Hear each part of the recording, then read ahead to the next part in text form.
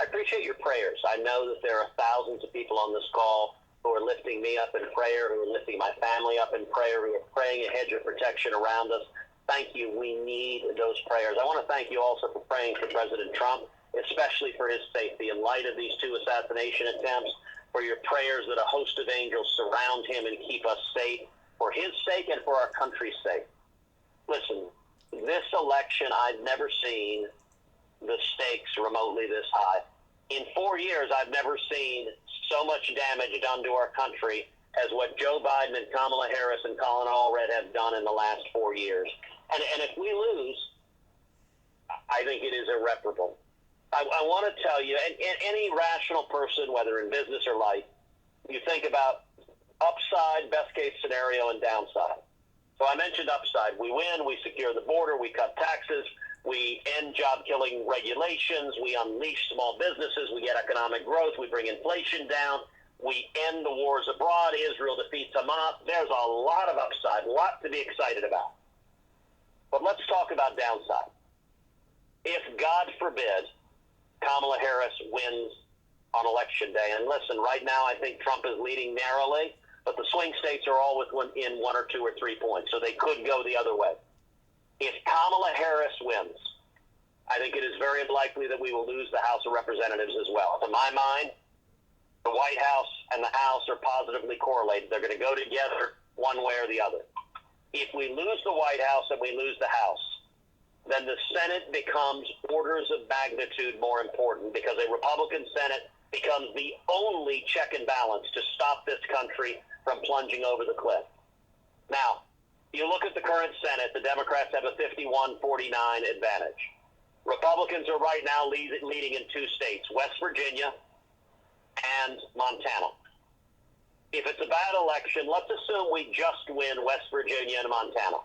That would give Republicans a 51-49 majority in the Senate. Now, there are several other states we could win, but if it's a bad election, let's say we don't win those states.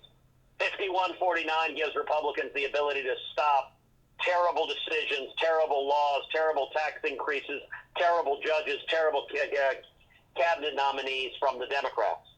But there's something else.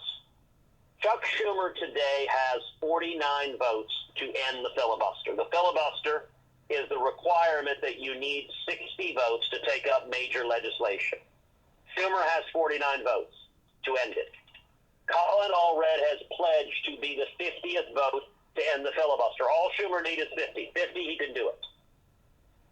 If the Democrats gain 3 points in the state of Texas, my last election 6 years ago, I won by 2.6%. Let's say the Democrats gain 3 points in Texas, and they beat me, and Colin Allred goes to Washington. Let me tell you what January of next year looks like. The first thing Schumer would do is end the filibuster. Once he does that, he would pass 4 pieces of legislation in rapid succession.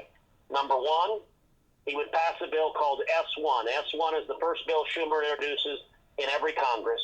It is a federal takeover of every election. It strikes down every voter integrity law in the country. It strikes down every ballot ID, every photo ID law in the country. It legalizes ballot harvesting in every state in the union. It is designed so Democrats never lose another national election. The second thing they would do is add 2 new states to the union, D.C. and Puerto Rico. They would do that because Democrats believe that that would elect 4 new Democrat senators. They would do that so that Democrats never again lose the United States Senate.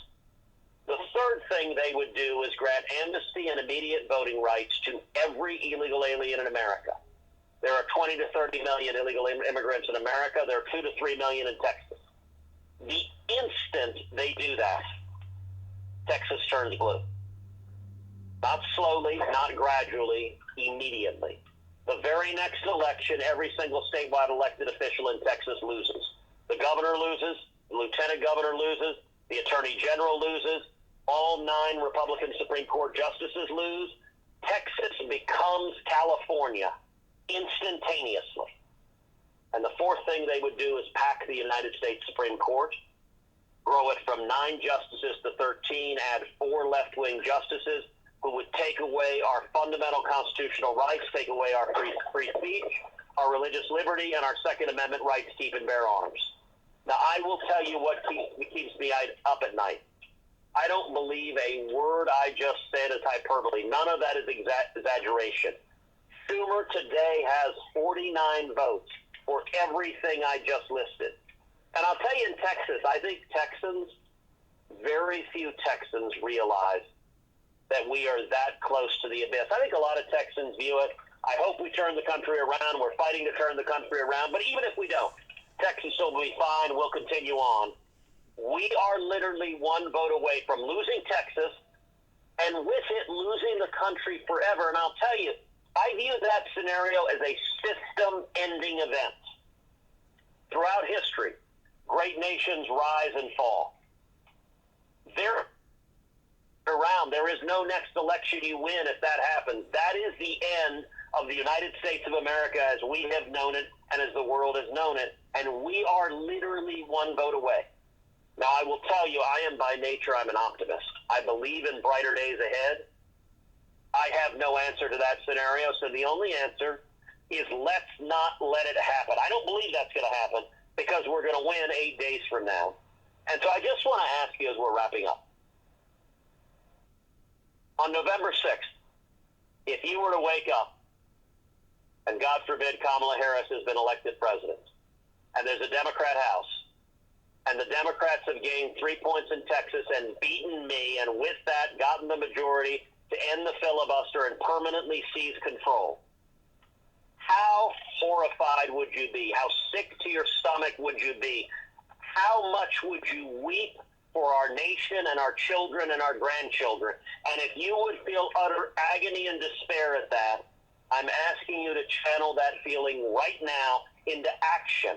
If you would weep next Wednesday, avoid those tears and save America. And so press *0 right now if you contribute and contribute generously. And maybe I know that there are 500 or 1,000 people who can give $50 or $100 now. Maybe there's someone who can give $500. Maybe someone can give $1,000. Maybe there's someone on this call who can give $5,000. But if you would be horrified at that, do not let it happen and act now.